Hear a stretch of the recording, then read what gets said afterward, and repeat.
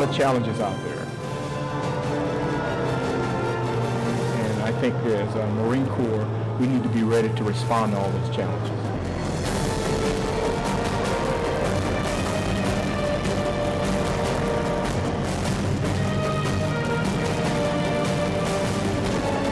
We're training now for contingencies or whatever may confront this nation in the future.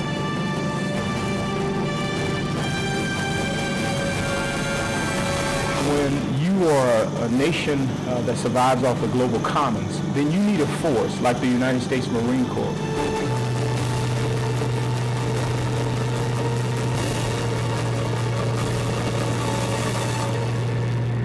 The United States Marine Corps stands ready. Welcome back to Red Beach here at Camp Pendleton, California. I'm Lieutenant Chris Harper. We're here with live coverage of Exercise Steel Night.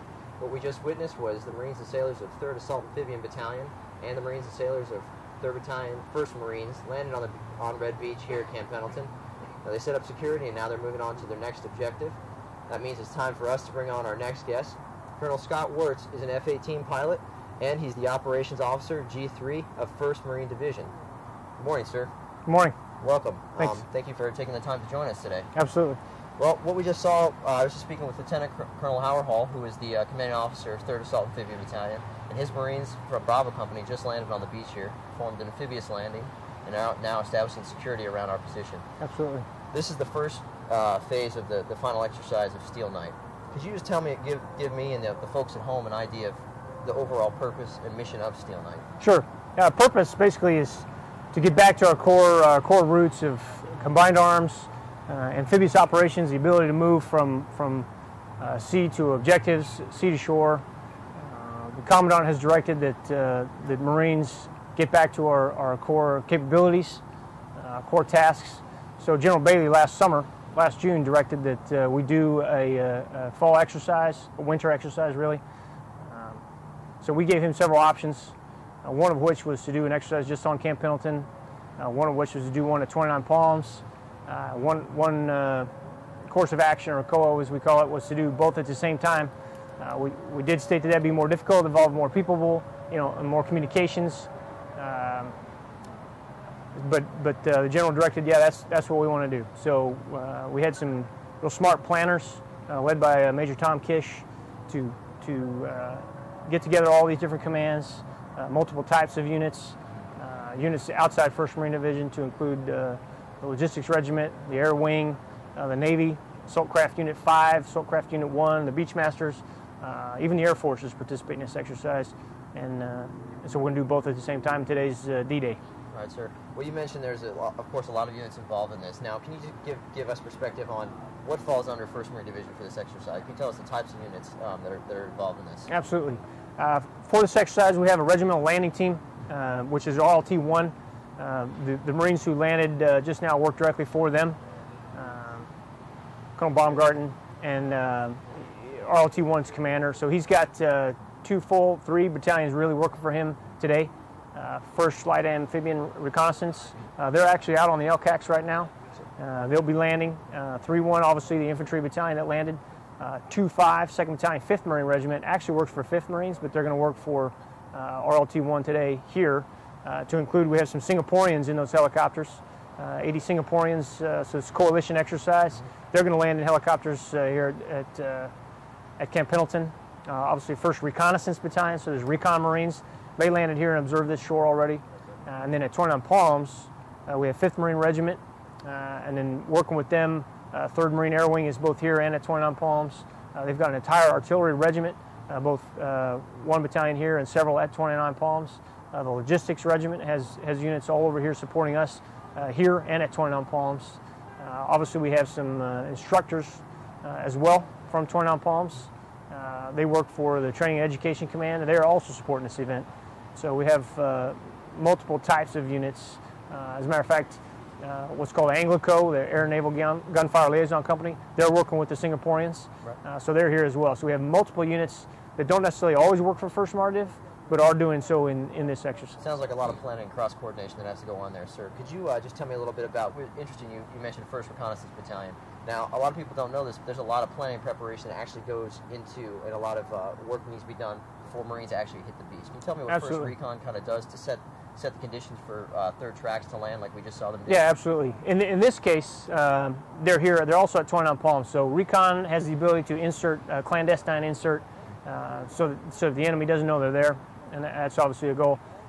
Here they landed Saturday night. So a couple days ago they actually landed in darkness, did a reconnaissance of this area. There's still reconnaissance Marines going to be airdropped into the hills to the east of us today. So those recon Marines, their job is to get in there. Nobody should be able to see them, and then they report back to us, in this case on the ships that we would be on, and tell us what the situation looks like. So they're basically the eyes on the ground for the Marines who are about to come ashore. Absolutely. All right, sir. Yeah. Now, in addition to that, I understand they also provide like a forward observer capability for artillery and aircraft coming in to do close air support missions. Absolutely. And by forward observer, for the people at home, meaning basically the eyes and ears on the ground to let the Marines and the artillery and the pilots such as yourself know what exactly they're coming into. Can you talk about that a little bit as well, sir? Yeah, absolutely. I've flown in direct support of multiple types of Marines. Talking reconnaissance Marines do a great job. Skilled Marines that can move ashore somewhere, they can move inland without being seen. Once they're ashore, they'll establish communications back to us on ships or to aircraft. If they see an enemy position, they'll call in the coordinates of that enemy, and we can airstrike, or ships' missiles can hit those targets. All right, so let's bring it back to where we are. As you can see, take a look at the monitor here. Folks at home can see these are Marines from 3rd Battalion, 1st Marine Regiment. They came in on the AAVs from 3rd Assault Amphibian Battalion, commanded by Lieutenant Colonel Howard Hall, who just spoke with us earlier. Right now, it looks like they set up some kind of perimeter security. Can you tell them what is the next step for these Marines today? What is the next thing they're going to be doing? Next step, they move inland. We have notional enemy all over this base, so they would just need to continue to push inland. We have key terrain, key objectives that they'll seize. They have objectives such as road intersections. There's going to be other Marines push past them as well. You can hear the LCACs behind us. They'll be coming in, bringing in 1st Light Armor Reconnaissance Battalion. Those Marines are going to push to the Pendleton Airfield. Right. So we'll continue to just move inland, continue to fight the enemy, push him out of this base, and then ultimately push theoretically all the way inland to 29 Palms, although that's going on simultaneously. Sure. And now we talk about a notional enemy that's going on here. Now this is basically one big train exercises. So the Marines come in here. We'll be doing a bunch of different train exercises. Some will be conducting actual live fire against notional enemy, and others will be doing military operations and urban terrain training with blank fire. Is that correct? That's exactly right. Yes. So on this base, there are live fire ranges, and so the Marines will go to those. The Singaporeans that are involved, they'll be there as well. Additionally, we'll go into this base has several pretty nice facilities to allow training in buildings, basically urban terrain, a simulated city. So you can obviously those are difficult operations to do, so you need to train to that. So they have some ranges where you fire blanks, some ranges where you fire simunitions or something like rubber bullets. Obviously, they're not coming out that fast, but and then obviously live fire ranges where you're shooting targets with live rounds and artillery. Sir, and as you already mentioned, we can hear the LCACs going behind us. They're kind of ground in the distance there with their big propellers. We actually have Marines from 1st Light Armor Reconnaissance Battalion. They're going to be rolling off those LCACs here shortly, supplied by Assault Craft Unit 5.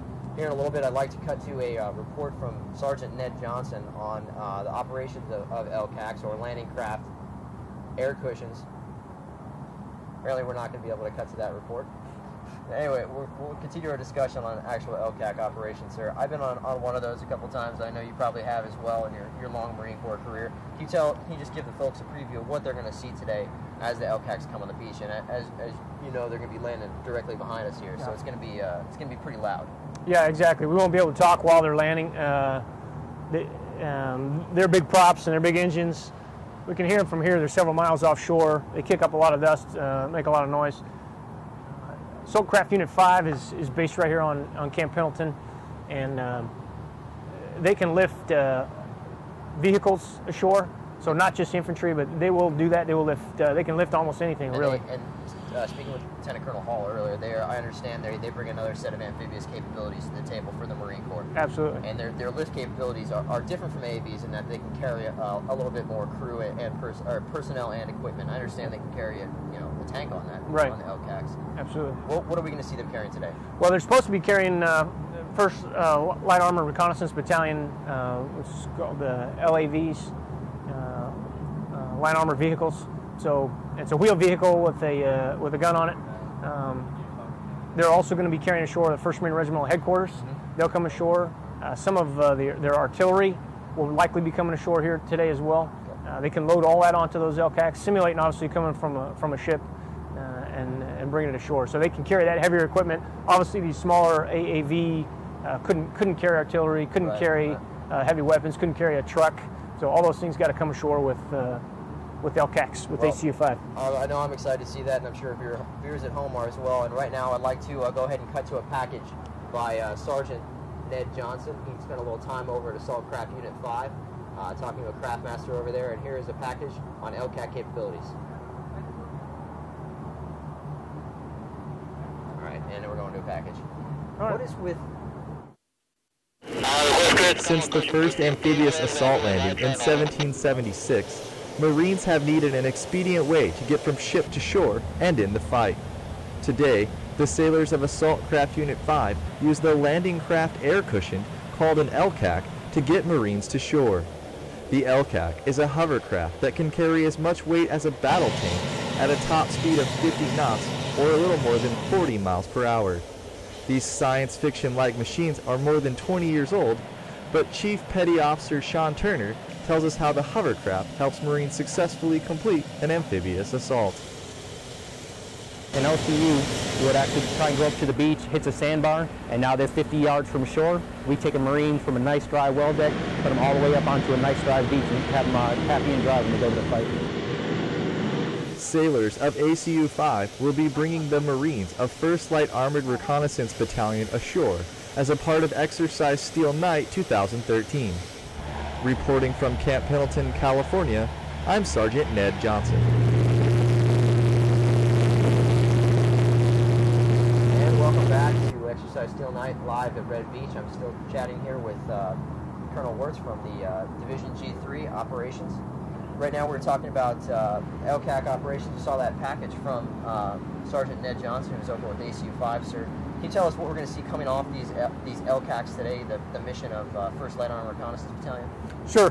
1st LAR Light Armored Reconnaissance Battalion has the LAV Light Armored Vehicles. They're going to land, move inland. 3-1, or the infantry from 3-1, has established a perimeter here. 1st LAR, on this base you have to actually drive under the highway because we'll go under Interstate 5. So in the real world, obviously you would land and fan out. On this base, because we have a major interstate highway on it, everyone has to get on a small dirt road, go under the highway, and then you can spread back out and do your tactical operations. Part of the exercise, we have to kind of blend in the area. Where yes. And obviously the Marines do a good job of taking care of the environment here, and so that's part of our constraints. We operate inside of that. LAR is going to push ashore. They'll go through 3-1. They're going to press on to the Camp Pendleton airfield. In the real world, you'd want to seize an airfield so you can land follow-on forces, and that's exactly what they're going to do. They're going to go do their maneuvers around, seize that airfield, and then they'll report back to us at 1st Marine Division that is accomplished.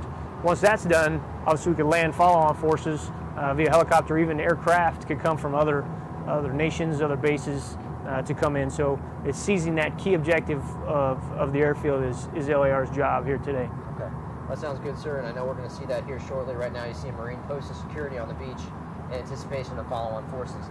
So Marines from 3rd Assault Amphibian Battalion and 3rd Battalion 1st Marines have secured the beachhead. And as you can see in our background, sir, if you take a look back with me, it appears LCACs from ACU-5 are actually coming on the beach here within the next minute or so. It's going to be very hard for us to actually have a conversation once that happens, so I want to give the viewers at home a little bit of idea of what they're going to see.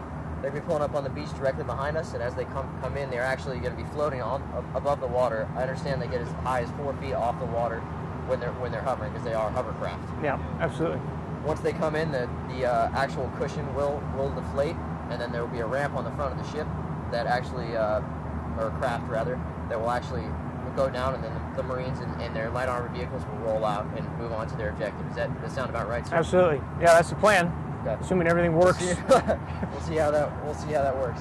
As you can see, this is a live shot here at Red Beach. We're looking at our monitor here, and I know you can see it at home. This is a LCAC landing craft air cushion hovercraft coming in from ACU 5. That's a Assault Craft Unit 5.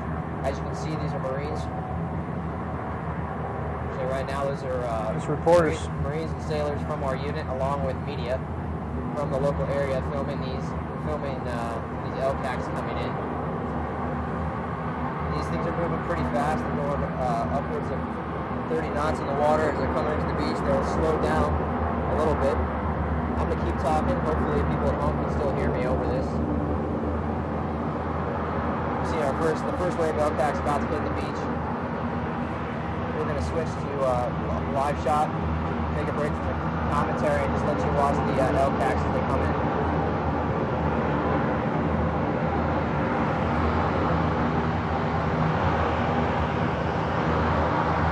I'm not going to talk. Tell me what you want me. Tell me what you want me to talk again. I'm not talking.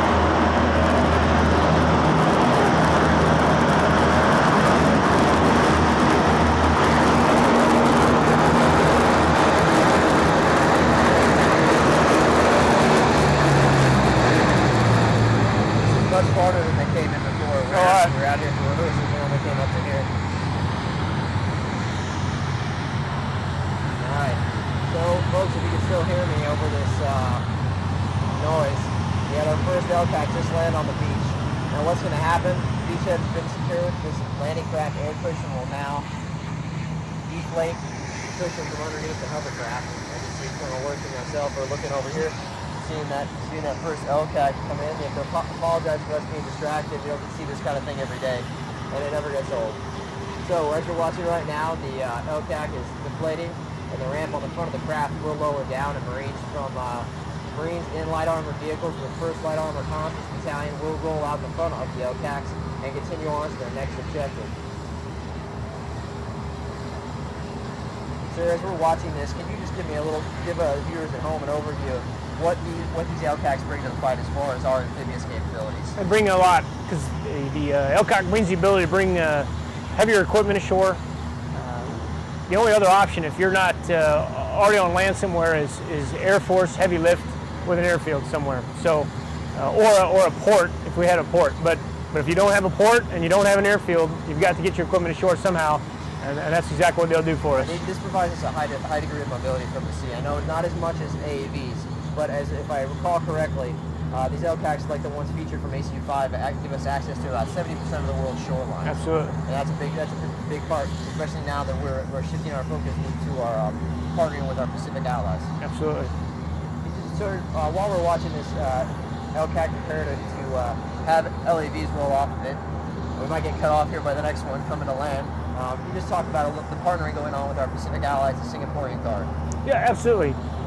In this exercise, we frequently bring to Camp Pendleton and partner with 1st Marine Division. Singaporean forces come every year.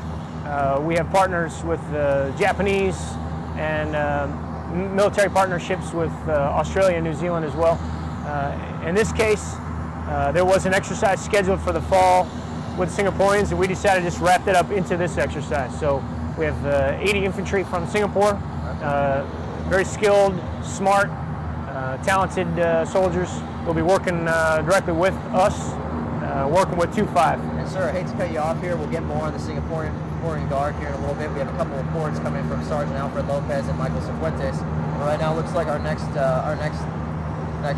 group of LCACs are coming in, so we're going to take a turn to watch that because they're not going to be able to hear us anyway. Okay, right, here they come. Sounds good.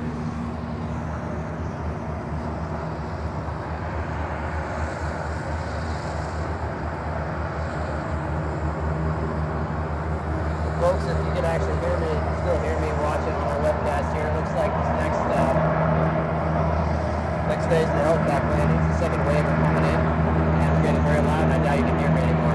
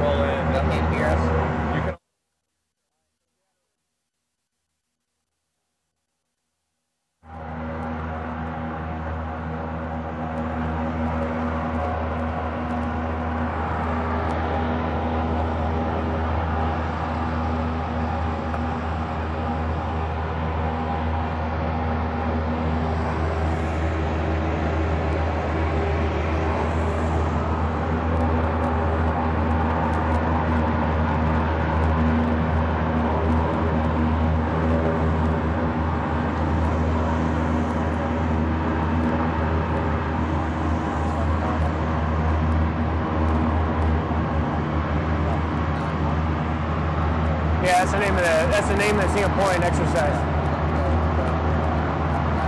Okay. He's talking? All right. After that last one.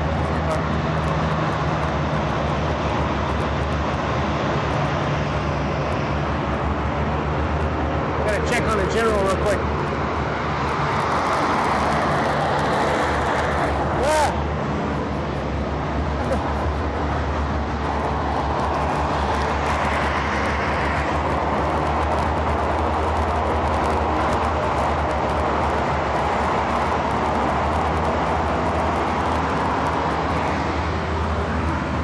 Am I still tied in? Still good?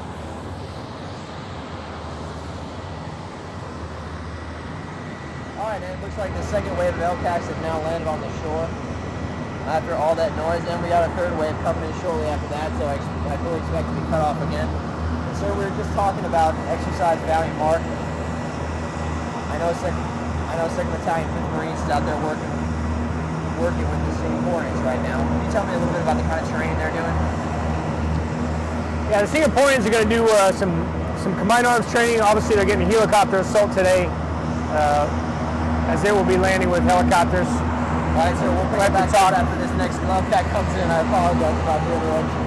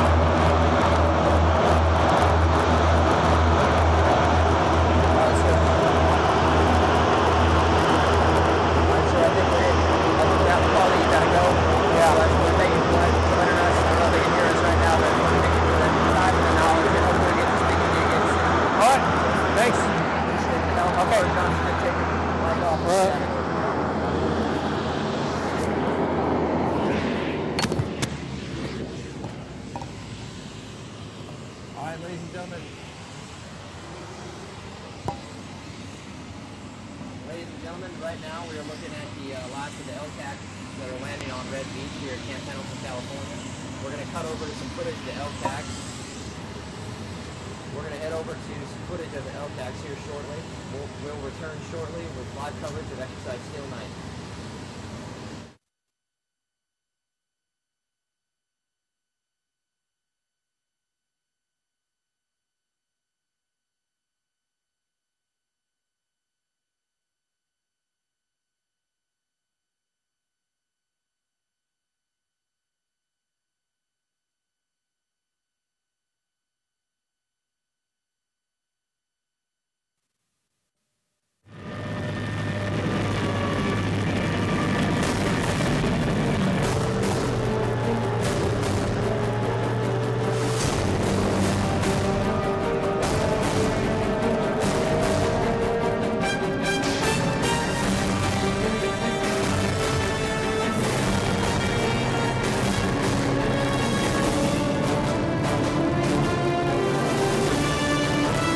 A lot of challenges out there, and I think as a Marine Corps, we need to be ready to respond to all those challenges.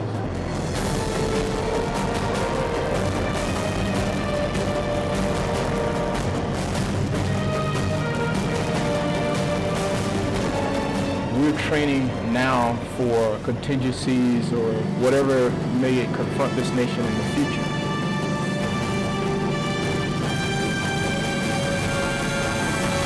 When you are a nation that survives off the global commons, then you need a force like the United States Marine Corps.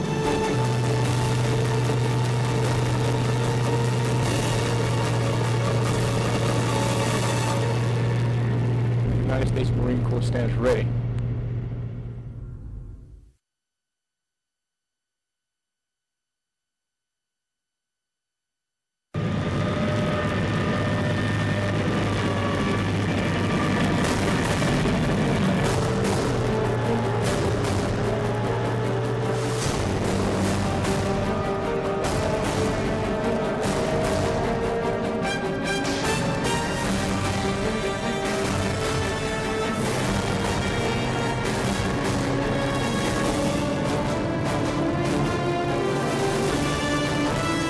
lot of challenges out there.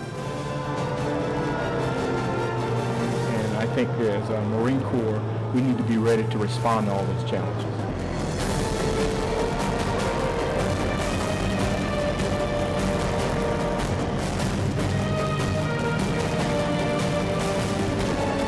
We're training now for contingencies or whatever may confront this nation in the future.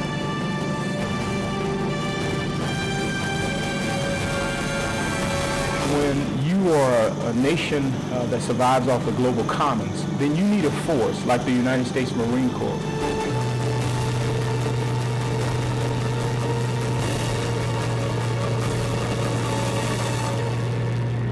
The United States Marine Corps stands ready.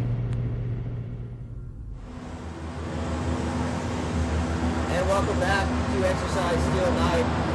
We're here at Red Beach, live on Camp Pendleton, California. Right now we're going to go over to a report by Sergeant Michael Cifuentes on Exercise Valiant March, partnering with local militaries in Kabul Province, Afghanistan.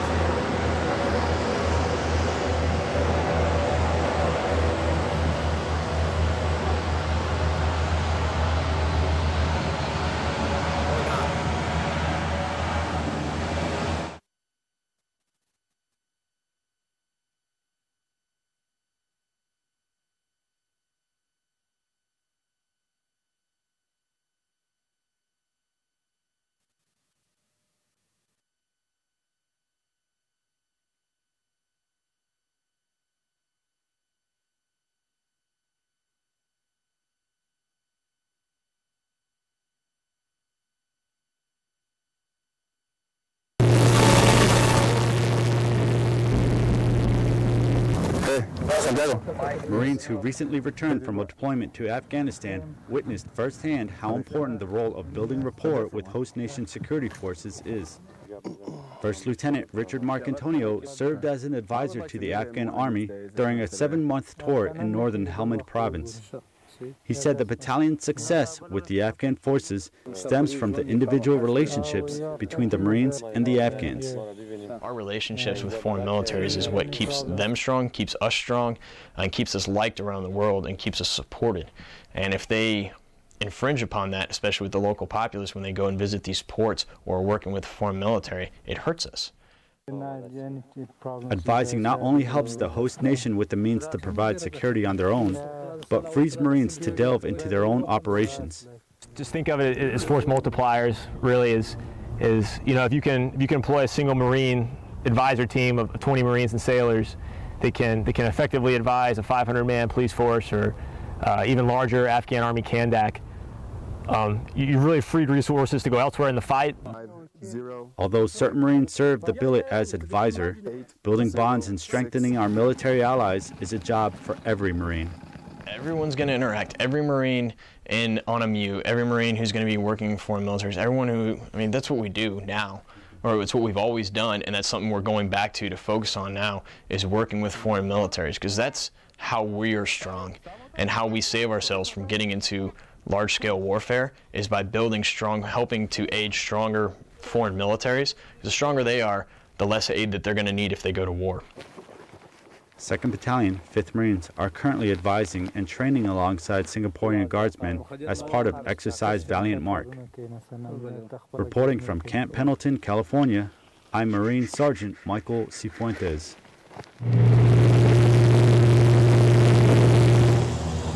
And welcome back to Exercise Steel Night, live at Red Beach here at Camp Pendleton, California. I'm Lieutenant Chris Harper.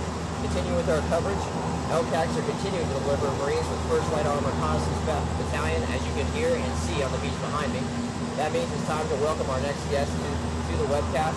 He's an infantry officer who is deployed in support of Operation Iraqi Freedom and Operation Enduring Freedom, and likely a very proud Texas A&M Aggie fan after the Heisman Trophy ceremony this weekend. Lieutenant Colonel Brad Tippett is commanding officer of 3rd Battalion, 1st Marines. Good morning, sir. Welcome to the webcast. Good morning. Thanks for having me out. Thank you for hopping here after you. I know you just literally got out of the water. Yep. Can you go ahead and tell the folks at home a little bit about what your battalion is doing today? Well, 3-1's a part of the battalion landing team for this exercise. We were the ones conducting the initial amphibious assault. You saw the AAVs, the amphibious assault vehicles come across. And our mission initially in this part of this exercise is to secure that initial lodgement to allow the introduction of follow-on forces, the first of which is seeing out coming behind us on the LCAC. We'll just pause for a second, sir, while the LCACs go by here because they can't really hear what's going on. While we're doing that, sir, picture, let's fix this.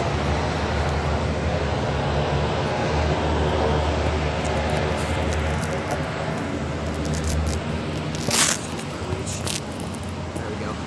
Good. Good. Roger, I'm comfortable there, sir.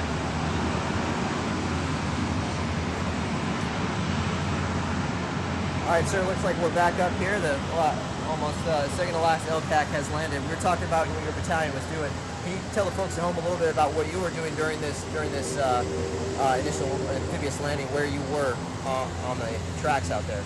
Yeah, absolutely. You know, if you could tell from the broadcast, and I don't know what you guys were covering, but you know, we came across in 4 waves. The initial waves, the first 3 were my line companies, India, Kilo, and Lima. Those guys securing the initial beachhead. I was conducting command and control in conjunction with the amphibious assault company commander of those forces coming ashore.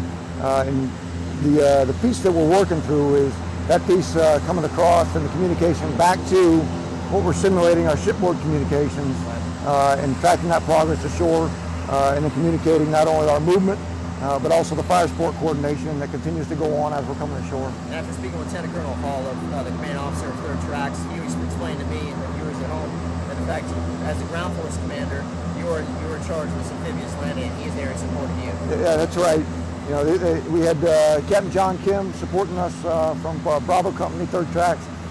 Those guys, you know, they provide us that support, but fall in as part of the team, but provide us that expertise, you know, to do those types of things. You know, while we're certainly more than passengers out there in the water, we certainly default to them, not only in the navigation and the other pieces.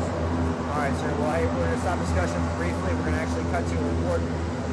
Report by Sergeant Alfred Lopez discussing the exercise Valiant Mark running concurrently with exercise Steel Night. The report the 2nd Battalion 5th Marines is doing with the 3rd Singaporean Guard.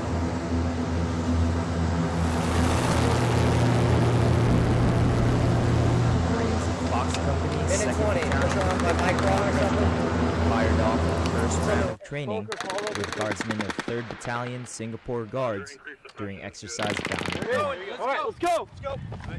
Partner force blasted through 3 days of live fire maneuver exercises and a heavy weapons familiarization range.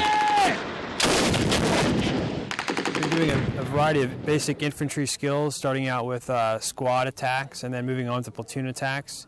And then today we did a live fire of some of our heavy machine guns because they don't have the opportunity to shoot in Singapore. So it's been basic, basic infantry skills, fire and movement, fire and maneuver. Singaporean guardsmen gained first-hand knowledge of employing the Marine Corps' Mark 19 automatic grenade launcher and M2 50 caliber machine gun.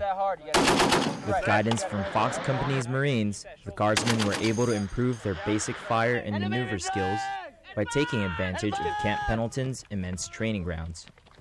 We do conduct live firings. By and large, it's very similar. Just that the space here allows us to conduct a more complex maneuver, which gives soldiers more confidence in executing their drills. Valiant Mark's final exercise, which will coincide with exercise Steel Night, will test the skills practiced today by the Marines and Guardsmen, as well as their professional relationship. Reporting from Camp Pendleton, California, I'm Sergeant Alfred Lopez. And welcome back to our live webcast of Exercise Steel Night here on Red Beach at Camp Pendleton, California. You saw the last of the landing craft air cushions land on the shoreline behind me. We also just saw a report from Sergeant Alfred Lopez on Exercise Valiant Mark being conducted with 2nd Battalion 5th Marines and the 3rd Singaporean Guard. I'd like to get back to our discussion with Lieutenant Colonel Brad Tippett here, talking about partnering with our Pacific allies. Sir, I understand that your unit is going to be preparing for to go on a UDP or a youth deployment program over to Okinawa in the fall. Yeah, that's correct. As you know, the Marine Corps kind of took a pause from deploying infantry battalions in support of the UDP program a few years back, so that we could meet the requirements for OIF and OEF. We've resumed that, and 1st Marine Division will send its first infantry battalion back into that rotation with 3-1 in the fall of 2013.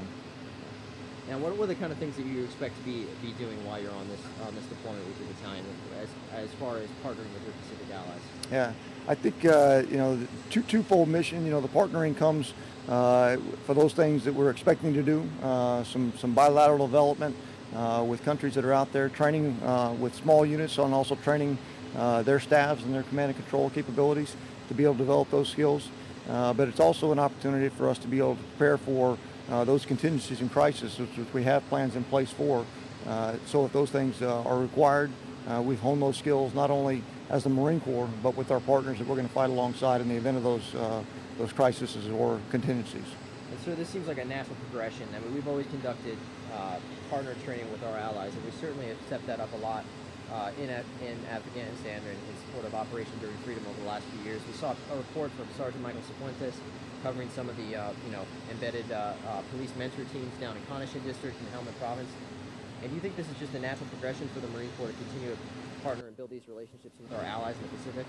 Yeah, I think it's something that is a continuation of what we've been doing for about 237 years, you know, to tell you the truth. I mean, you know, our history is ripe with examples of Marines at small unit levels partnering with other nations and solving their problem, helping them solve their problems and building those relationships as a result of that. So while we saw some real pointed examples of that in Afghanistan and in Iraq with the Afghans and the Iraqis, what we're going to continue to see, I think, is just those things which, you know, the junior leaders in the Marine Corps are just good at.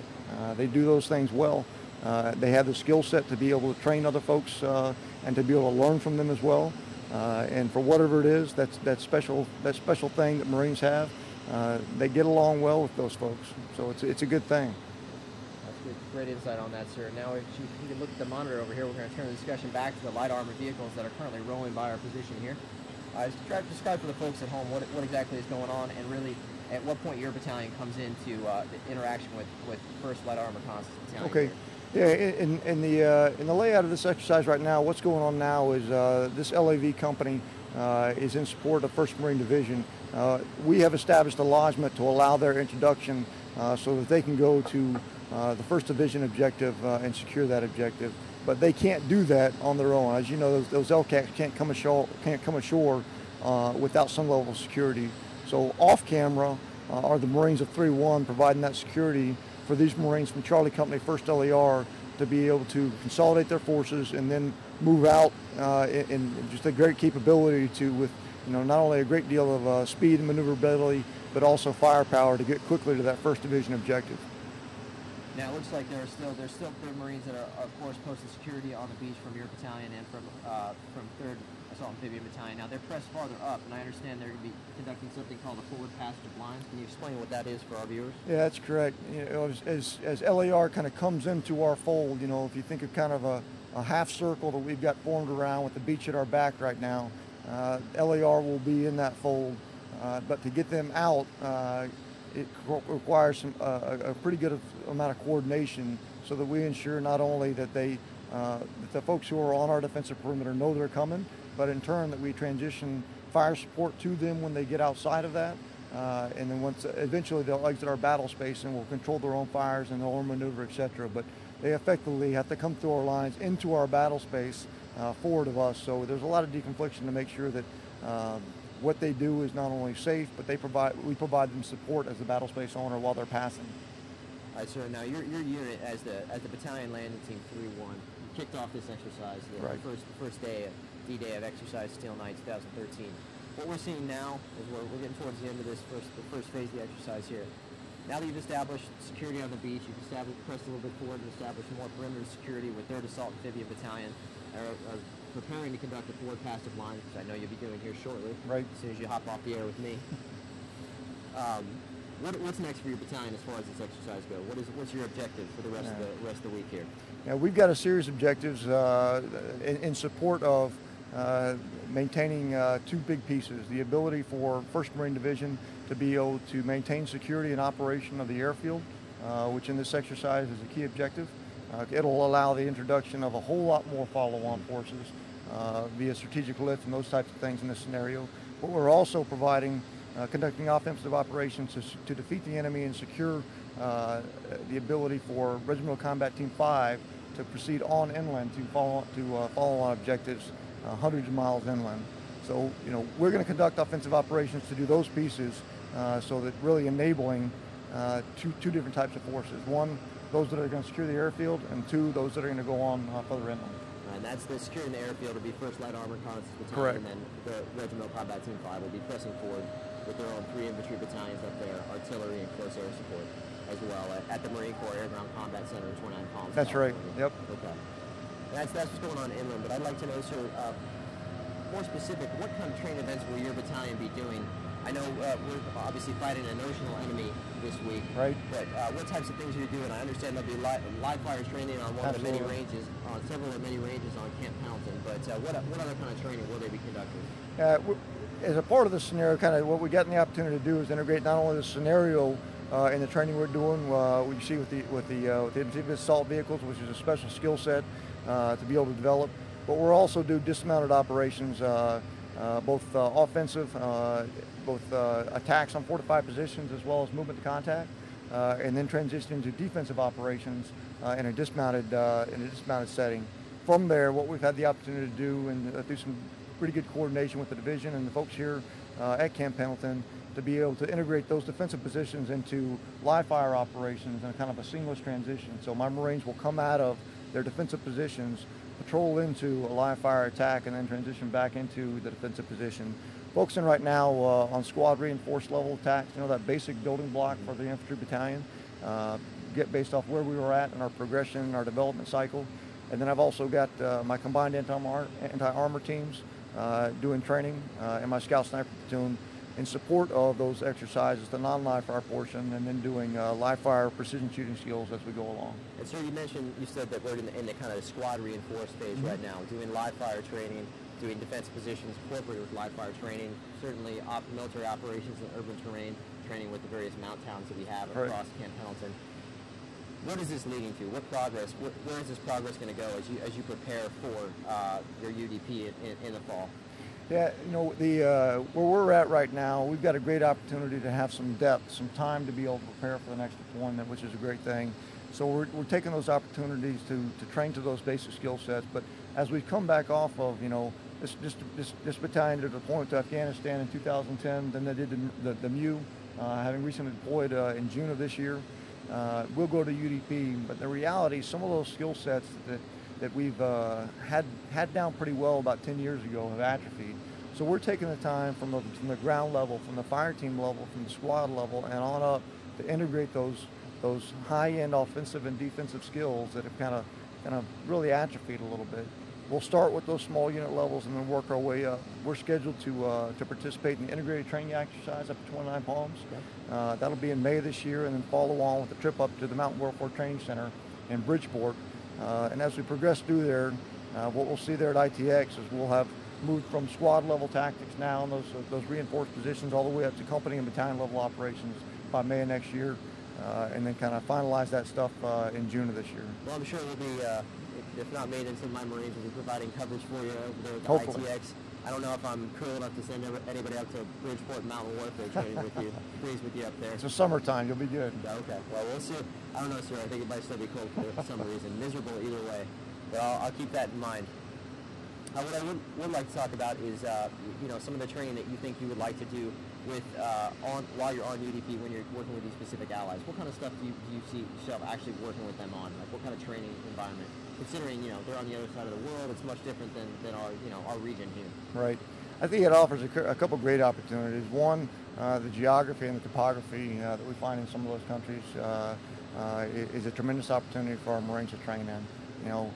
The jungle warfare settings that are prevalent in a lot of the Pacific nations, there's just something we don't get the opportunity to do here. We have some of those training centers that we're working on improving there on Okinawa, but certainly those exist in our partner nations as well.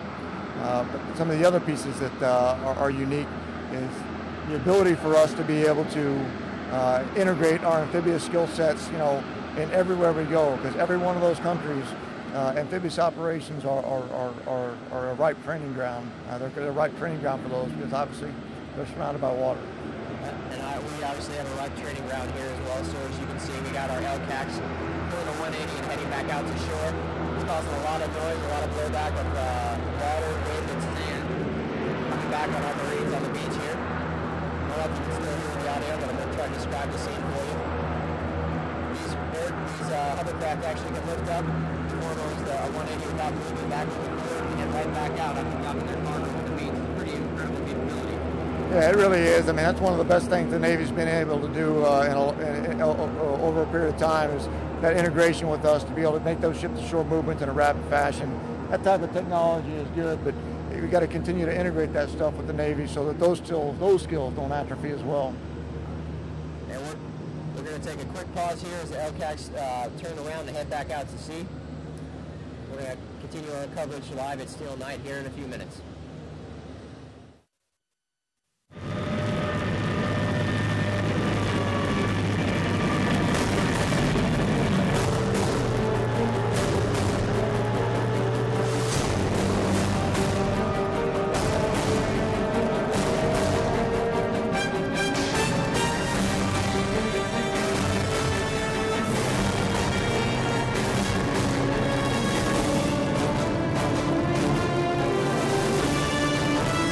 A lot of challenges out there,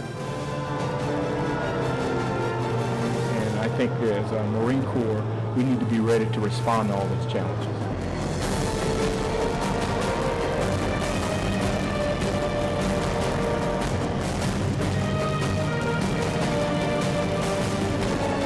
We're training now for contingencies or whatever may confront this nation in the future.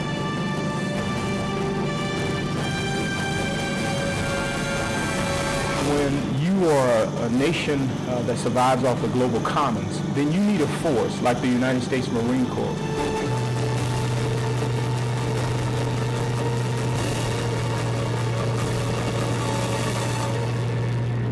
The United States Marine Corps stands ready.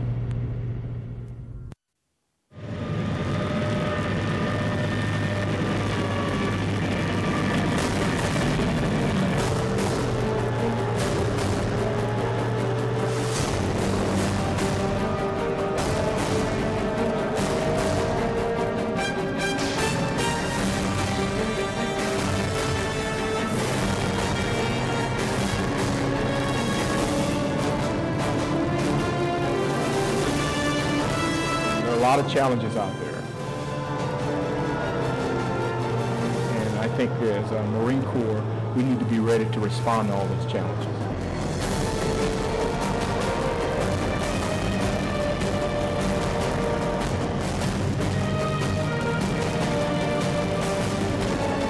We're training now for contingencies or whatever may confront this nation in the future.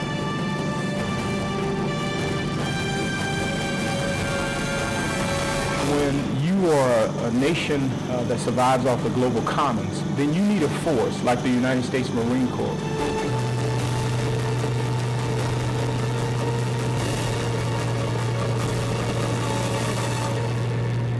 The United States Marine Corps stands ready.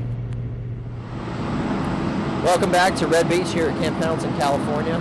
Again, I'm Lieutenant Chris Harper. I'm sitting here with Lieutenant Colonel Brad Tippett, Commanding Officer of 3rd Battalion, 1st Marines, better known as Battalion Landing Team 3-1, today on Red Beach. As you can hear it in the background behind me here, still LCACs getting ready to move back out into the water. Right now I'd like to continue my discussion with Lieutenant Colonel Tippett, talking about, really the changes in the Marine Corps' focus coming off of, as we draw down from Operation Enduring Freedom in Afghanistan. We're really shifted our focus into the security force assistant model there in Afghanistan, sir. Mentoring the Afghan police, mentoring the Army, helping them with mentoring their government as well. Right.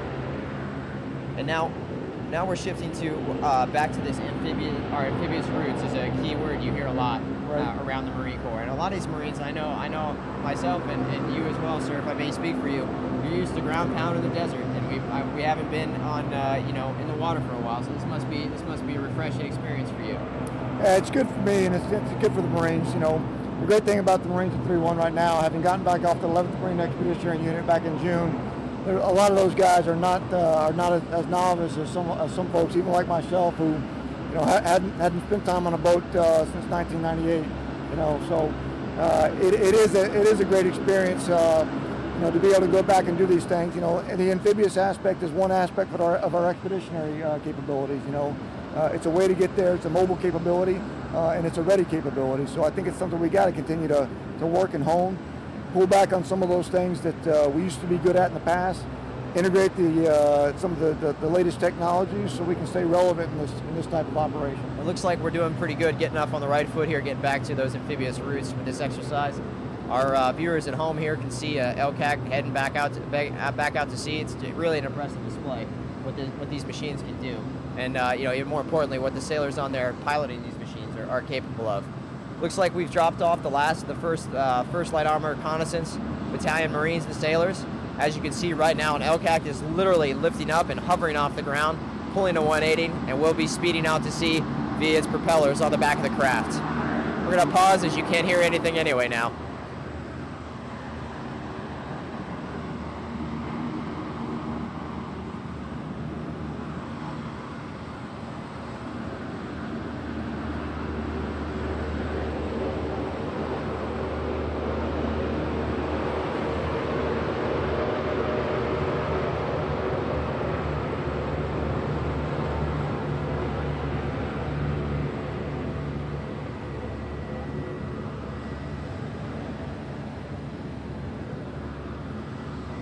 All right, looks like the second to last LCAC is heading back out to sea, and you hear that roar behind me. The last one is about to lift off from the shore. Let's go to that.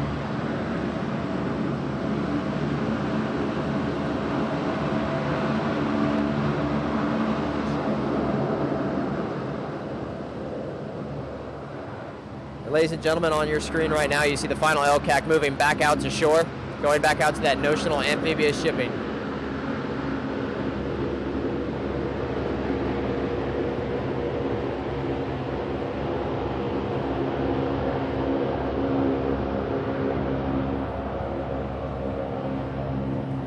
And now you're seeing a view of an AAV with 3rd Assault Amphibian Battalion right there. You see the last LCAC heading back out to shore. The LCACs are, of course, supplied by our Navy brethren over there at Assault Craft Unit 5. And, sir, just to just kind of wrap this up for folks, can you give me a little bit of perspective on the overall exercise Steel Knight and what that means, not only to you and as you command 3-1 for the near future, but kind of the Marine Corps overall and our shift to focus specific?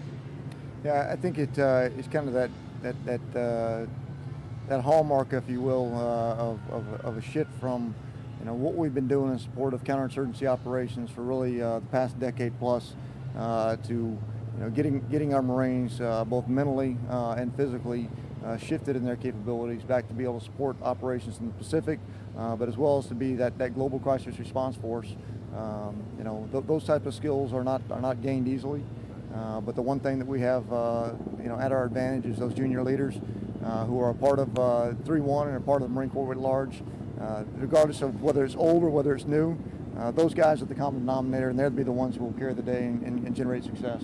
What's really incredible to me, and hopefully the people at home can get a good perspective on exactly how much work goes into this. As we saw amphibious vehicles coming in. Your own battalion of infantrymen are coming off the shore, sir. Right now, you can hear it.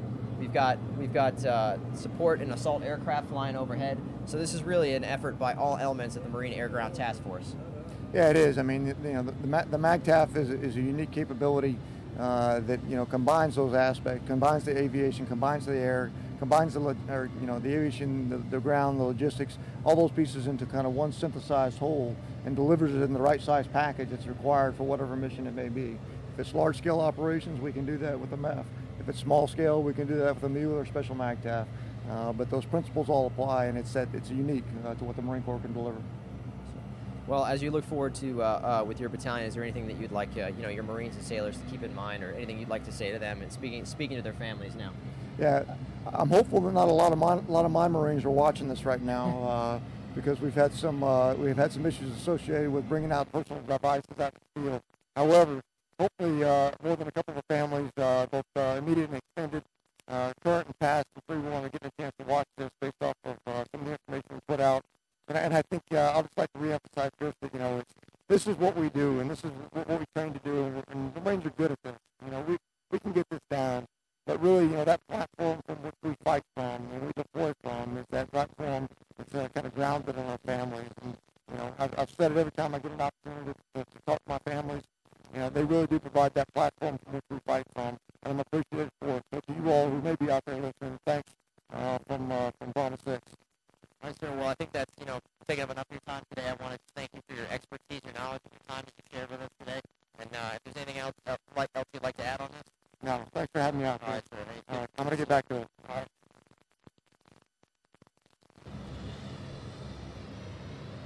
All right, and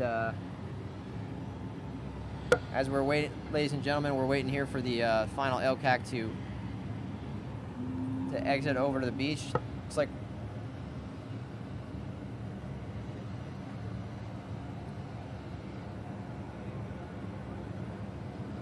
ladies and gentlemen, we'll be right back with more coverage from Exercise Steel Night here at Red Beach aboard Camp Pendleton, California.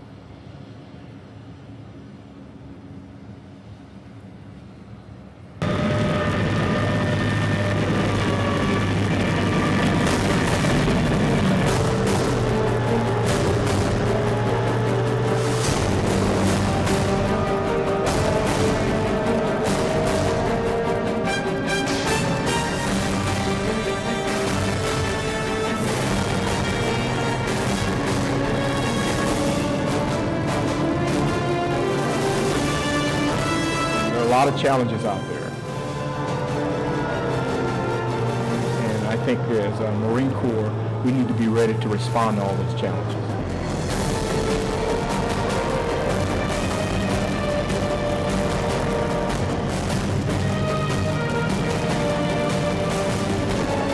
We're training now for contingencies or whatever may confront this nation in the future.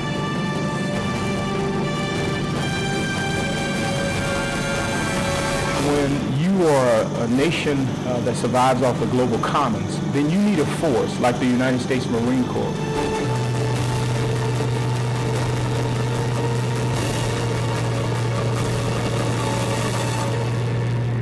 The United States Marine Corps stands ready.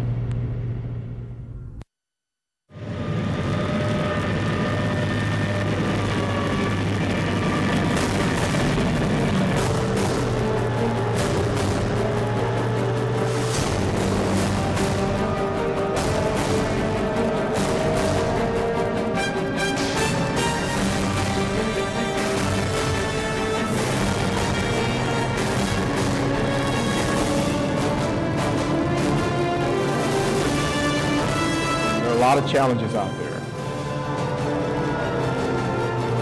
and I think as a Marine Corps we need to be ready to respond to all those challenges.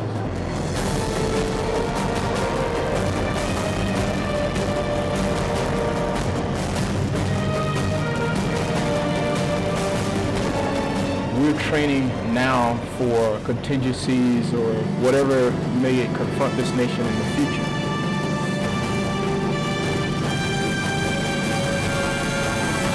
When you are a nation that survives off the global commons, then you need a force like the United States Marine Corps.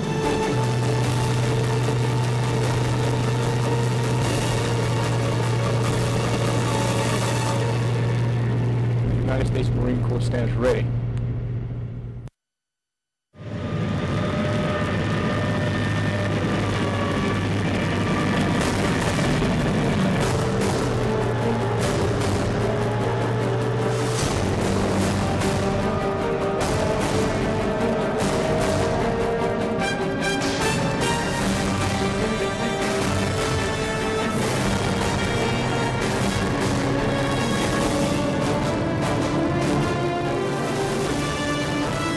A lot of challenges out there, and I think as a Marine Corps we need to be ready to respond to all those challenges.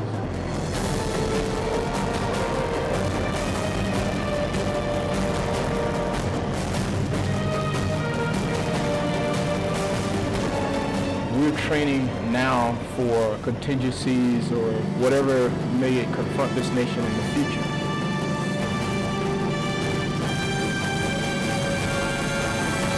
When you are a nation that survives off the global commons, then you need a force like the United States Marine Corps.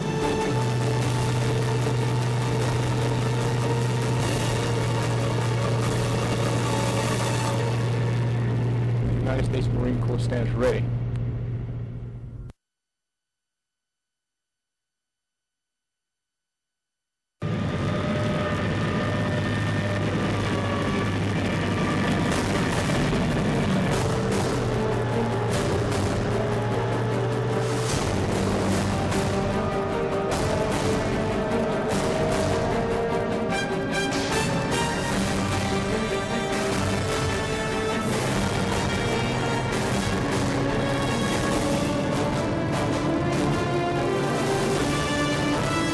A lot of challenges out there, and I think as a Marine Corps, we need to be ready to respond to all those challenges.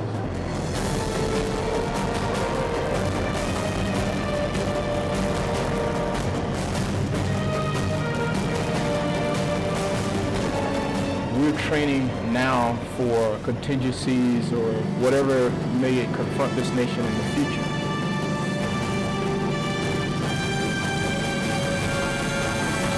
When you are a nation that survives off the global commons, then you need a force like the United States Marine Corps.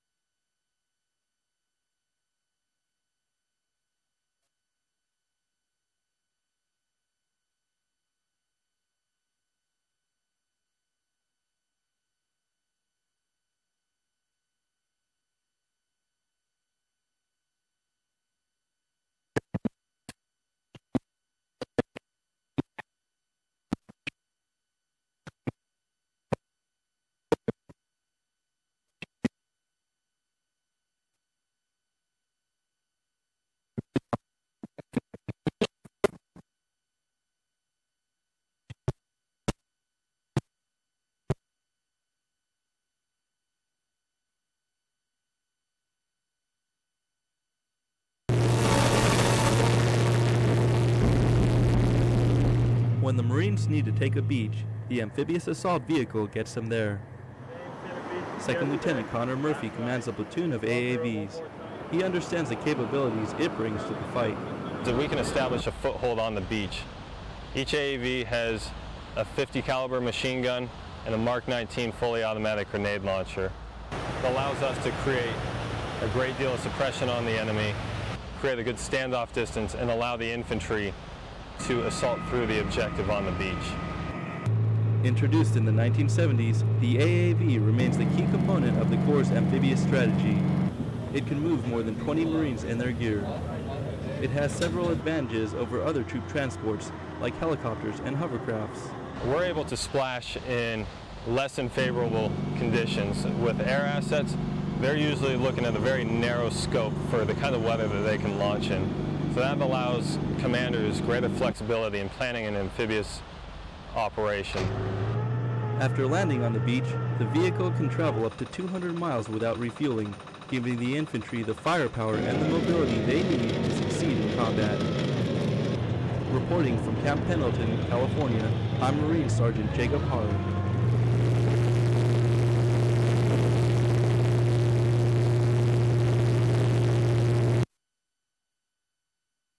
Ladies and gentlemen, welcome back to Exercise Steel Night 2013. Still Lieutenant Harper reporting to you live from Red Beach here at Camp Pendleton, California. We're getting ready to wrap things up here at Red Beach. And I just want to remind you that Steel Night is a combined arms exercise featuring Marines and sailors from all elements of the Marine Air Ground Task Force, or MAGTF. This amphibious landing that you saw today was the kick-started Exercise Steel Night. We'll be continuing training events throughout the rest of the week here at Camp Pendleton and aboard the Marine Corps Air Ground Combat Center in 29 Palms, California. For more information on Exercise Steel Night and reports from our combat correspondents, be sure to check out the 1st Marine Division Facebook page at www.facebook.com/1st Marine Division. We'd also like to extend a special thank you to our friends at Encompass Digital Media and Defense Video and Imagery Distribution System, or DIVIDS, for hosting this webcast. You can find video and imagery from across the Department of Defense at www.dividshub.net. Now from Camp Pendleton, California, I'm Lieutenant Chris Harper again with 1st Marine Division Public Affairs. Thank you for tuning this morning, and hopefully we'll see you again soon.